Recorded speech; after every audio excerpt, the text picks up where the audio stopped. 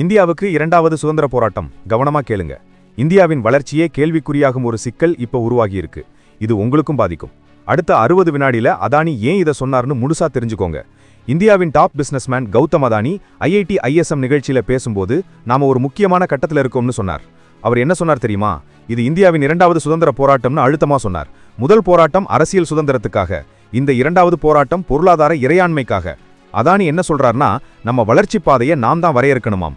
வெளி உலக அழுத்தங்களுக்கோ இல்ல கருத்து காலனியாதிக்கத்துக்கோ இந்தியா ஒருபோதும் அடிபணியக்கூடாதுன்னு சொல்றார்.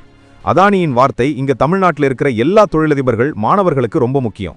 ஏன்னா நாட்டின் இயற்கை வளங்கள் மீதும் எரிசக்தி அமைப்புகள் மீதும் நமக்கு தான் முழு கட்டுப்பாடு இருக்கணும். இந்த கருத்து காலனியாதிக்கம்னா என்ன? சிம்பிளா சொல்றேன். ஒரு காலத்தில் அதிக கார்பன் வெளியிட்ட வளர்ந்த நாடுகள் இப்போ வளரும் நாடுகளான நம்ம எப்படி வளரணும்னு கட்டளையிடுறது தான். நம்ப முடியல?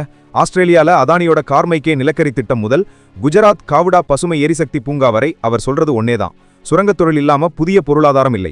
லித்தியம், காப்பர் எல்லாம் பூமிக்கு அடியிலிருந்து தான் வருது. அதனால IIT மாணவர்கள் கிட்ட அதானி சொன்ன அந்த வார்த்தை தான் பவர்ஃபுல்.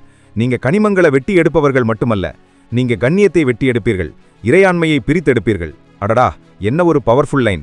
இந்த நோக்கத்துக்காக IIT மாணவர்களுக்கு ஒவ்வொரு ஆண்டும் 50 இன்டர்ன்ஷிப்புகளும் ஒரு புதிய சுரங்கத்திறன் மேம்பாட்டு மையமும் ஆரம்பிக்கப்படும்னு அதானி அறிவிச்சிருக்கார். நம்ம எதிர்காலம் இவங்க கையில தான் இருக்கு. அடுத்த தலைமுறை நம்பிக்கையான, தன்னம்பிக்கை கொண்ட இந்தியாவை உருவாக்கணும்னு அவர் வலியுறுத்துறார். இந்த கருத்து காலனி ஆதிக்கம் பற்றி நீங்க என்ன நினைக்கிறீங்க?